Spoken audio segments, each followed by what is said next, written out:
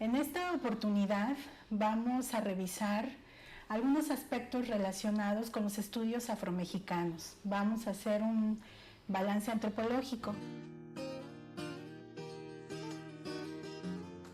A partir del siglo XIX, como sabemos, hubo todo un periodo de transiciones muy importantes en este país, en el momento en el cual pasa a ser México nación independiente. A lo largo entonces de este periodo convulso se van sentando los fundamentos más importantes que van a construir la nacionalidad mexicana. En ese sentido, fue muy importante el empeño político e intelectual para la construcción de la nación que desarrolló el Estado mexicano. La antropología tuvo un papel fundamental en este menester. En particular, podemos referir a dos personajes muy importantes. A Manuel Gamio, considerado incluso el padre de la antropología aquí, por toda la labor que llevó a cabo para incentivar los estudios antropológicos de la población indígena, así como también Gonzalo Aguirre Beltrán, un médico muy importante que abrazó la causa indigenista y desarrollaron entonces de manera conjunta políticas institucionales que justamente lo que buscaban en ese momento era comprender las dinámicas sociales, históricas, particulares de los pueblos indígenas para integrarlos al gran concierto nacional. Es decir, había que forjar la patria, entendiéndolo como procesos de incorporación de las poblaciones indígenas, de los pueblos originarios, a esta gran nación mestiza que era la mexicana. Los estudios iniciales de las poblaciones de origen africano en este país tuvieron una influencia intelectual clave, decisiva, diría yo, que es justamente el pensamiento científico y antropológico de Melville Herskovits, quien fue, digamos, el maestro que guió las orientaciones y la perspectiva analítica de Gonzalo Aguirre Beltrán para desarrollar estas pesquisas, sobre todo en un contexto como la Academia Estadounidense, donde paulatinamente ya se empezaban a desarrollar algunos esfuerzos académicos. Por ejemplo, si nos remitimos desde finales más o menos del siglo XIX, las obras del sociólogo afroestadounidense Dubois fueron pioneras en el conocimiento sobre las poblaciones afrodescendientes en América. Dubois, además de ser activista, fue editor de revistas como The Crisis y publicó diversos estudios sobre sociología, especialmente lo que se denominó en ese momento en Estados Unidos como el problema negro, ¿no? En años posteriores, Melville Herskovits fue uno de los principales autores que enarboló el interés académico sobre los africanos y afrodescendientes en Estados Unidos. Después de titularse bajo la tutoría de Franz Boas, que es un antropólogo muy importante, Melville Herskovits se traslada entonces a la Universidad de Northwestern y en 1938 funda el programa de antropología y en 1948 también inicia el programa de estudios africanos en el 48. Y el mismo Aguirre Beltrán afirma que para fines de la década, más o menos de los años 30 e inicio de los 40, Herskovits se encontraba interesado en reunir y adiestrar a estudiosos latinoamericanos para que llenaran las lagunas existentes en el conocimiento sobre el negro, como lo denominaban, en el continente. Entonces, por eso es muy importante, porque, digamos, abrió un panorama que permitió a los antropólogos desarrollar investigaciones que tuvieran como sujeto analítico a las poblaciones de origen africano. Y pensemos también en la importancia del contexto histórico del momento, ¿no? ¿Qué pasaba en la década de los 30, de los 40 en la sociedad estadounidense, donde todavía se percibían problemáticas relacionadas con la segregación denominada racial allá en Estados Unidos y que, bueno, seguía entonces desarrollando perspectivas de interacción racistas cotidianas, ¿no?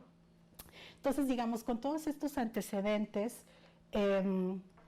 Aguirre Beltrán tiene una encomienda muy importante, que es desarrollar una investigación para conocer el estado de la cuestión de las poblaciones de origen africano en este país.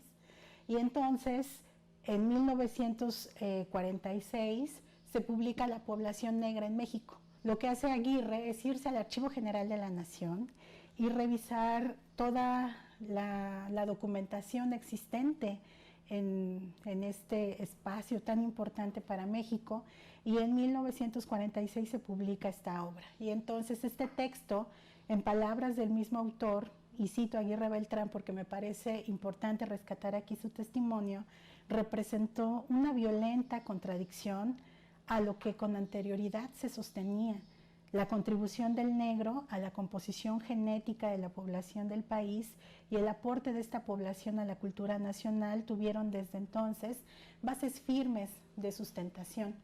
¿Qué quiere decir esto?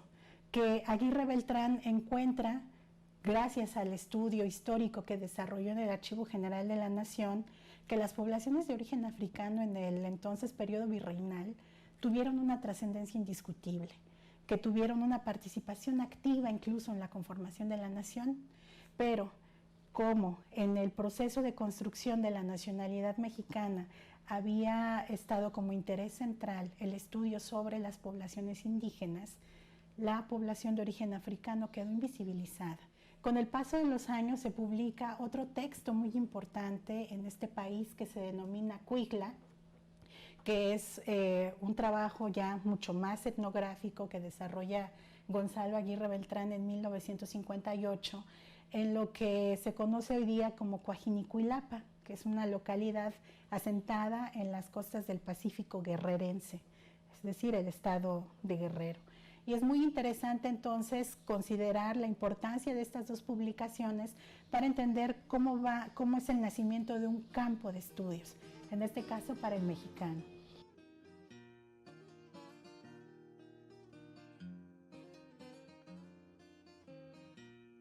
Sin embargo, después de estas publicaciones, pues el interés por seguir analizando cuáles fueron los aportes de estas poblaciones igualmente quedó poco estimulado, no solamente por parte de la academia, sino también por parte del Estado mexicano, que, como mencioné al principio, tenía mayor interés en desarrollar una perspectiva integracionista hacia los pueblos indígenas.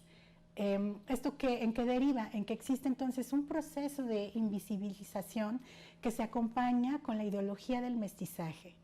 En este país empieza a partir de la década de los 30, 40, con mucho mayor auge, a desarrollarse y socializarse lo que denominamos ideología de mestizaje, en el sentido de que se exacerba la idea de que en este país solamente confluyen dos identidades esencialmente, la española y la indígena, y que nosotros los mexicanos somos resultado de esa fusión.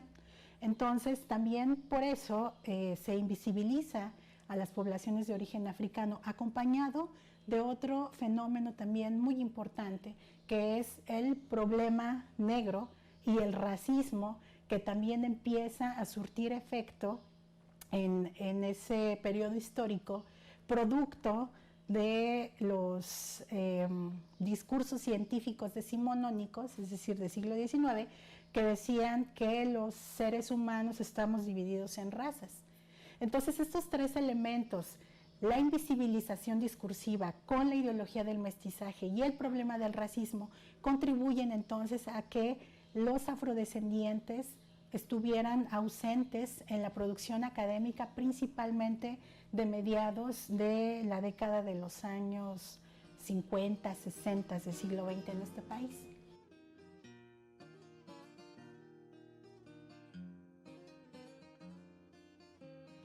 ¿Qué ocurre después? Hay toda una serie de transformaciones importantes en México y en particular en la década de los 80 hay un viraje interesante.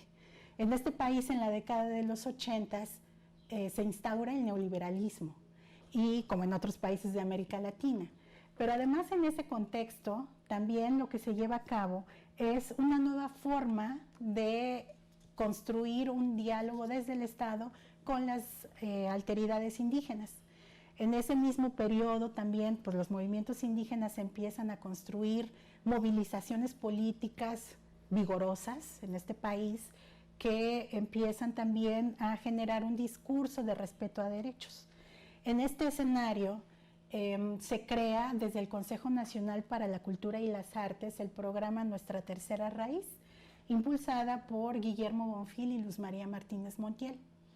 Estos dos colegas antropólogos desarrollan entonces este programa de acción pública, una acción institucional muy importante para, digamos, también contribuir a desmitificar esta noción de mestizaje solamente sustentado en dos componentes, el indígena y el español.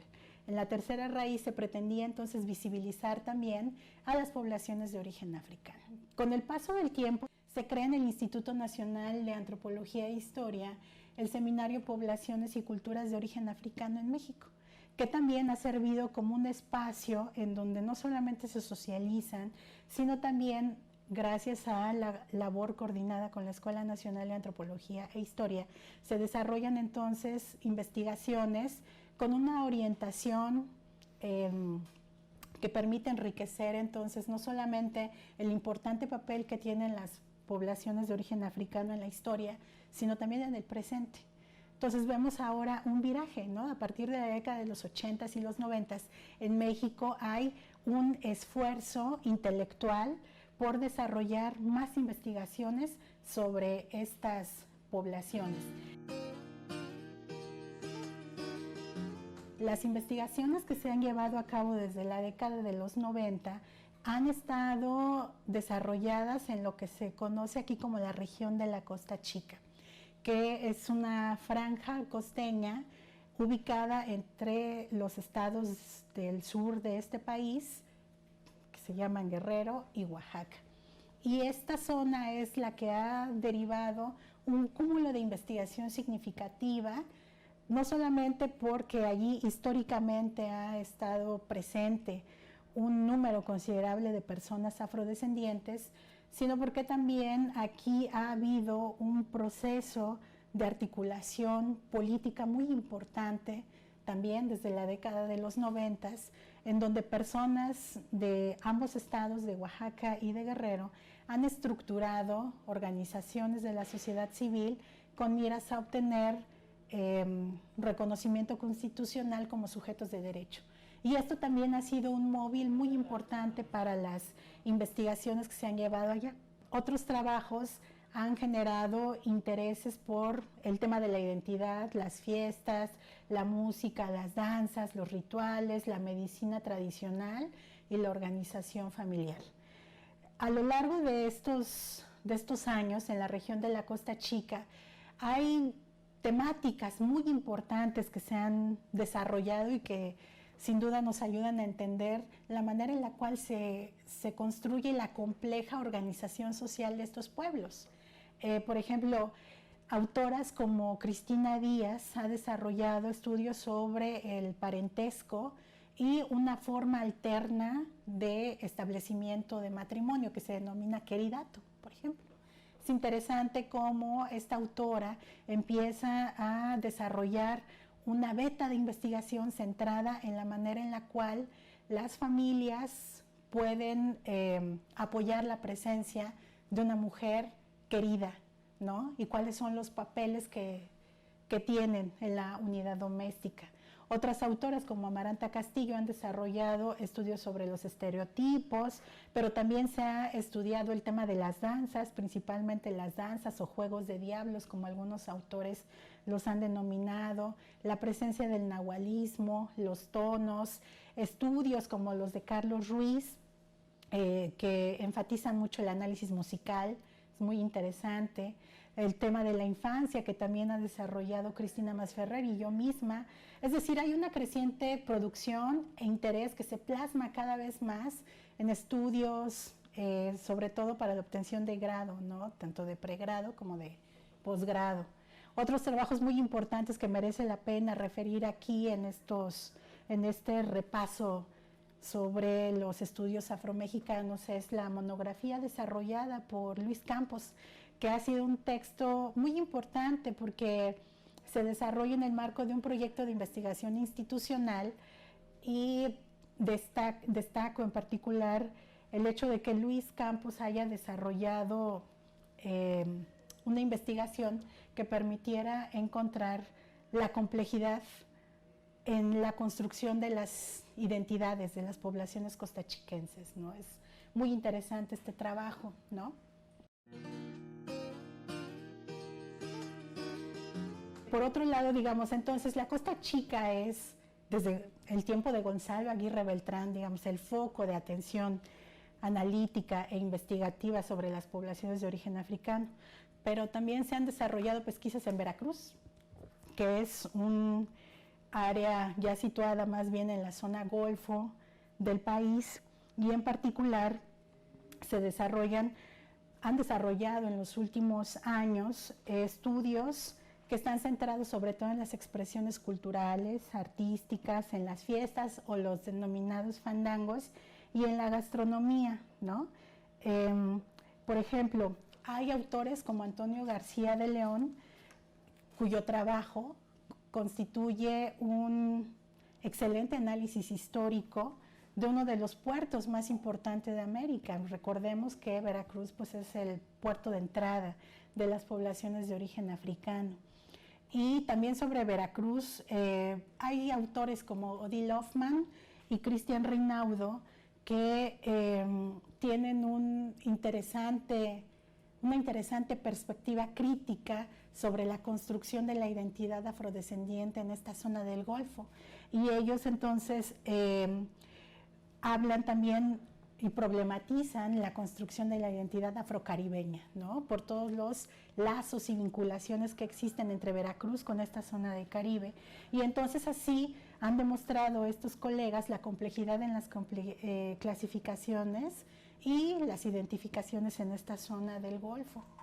Otros estudios muy importantes son los que han desarrollado también diversos historiadores y antropólogos sobre la tribu de los negros mascogos en Coahuila. Sobre los mascogos son todavía pocos los trabajos que se han desarrollado, pero en particular podría destacar los que han desarrollado, se han publicado en Estados Unidos por Kenneth Porter y Kevin Mulrow y Paulina del Moral, por ejemplo, también que es una de las antropólogas que fue a estudiar con la tribu de los negros Mascogo e incluso desarrolló, aparte de una monografía sobre este pueblo, también un recetario sobre la comida Mascogo, o también el trabajo de Gerardo Buenrostro, que desarrolla un análisis muy interesante sobre la religión afrobautista de este pueblo. Y quien también ha desarrollado investigación en esta zona pues es Rocío Gil, porque ella estudia a esta población en ambos lados de la frontera. Y también articula su trabajo etnográfico con temas como el racismo, la ciudadanía y las diferentes formas de reconocimiento en México y en Estados Unidos. Entonces, grosso modo, podemos decir que de la década de los 80 a la fecha hay una creciente producción sobre las poblaciones de origen africano en México. Hay una creciente impronta por desarrollar perspectivas centradas en registrar las transformaciones y complejidades que existen en las distintas regiones de este país, ¿no? Por lo cual nosotros partimos de considerar que en este país hay múltiples afrodescendencias, porque los Mascogo tienen pues, una historia particular, los afrocaribeños también, los afrojarochos, por supuesto. En la misma región de la Costa Chica hay diferentes niveles de organización identitaria, por supuesto la gente que emigra, etcétera. Entonces lo que vemos en este país es eso, una expresión múltiple de diversidades afrodescendientes, y eso es, digamos, también un reto para los científicos sociales en los últimos años para desarrollar investigaciones pues, que traten de comprender esa complejidad.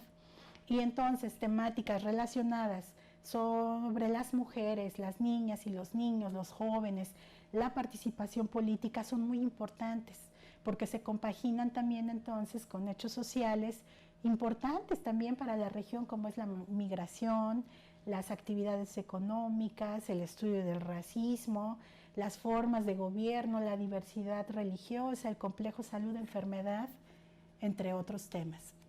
Por eso era muy importante también en este primer módulo del curso presentarles ambas perspectivas, cuáles han sido, digamos, las corrientes analíticas y de política institucional que les han acompañado para entender los retos que tenemos para el estudio de las poblaciones afrodescendientes en este país.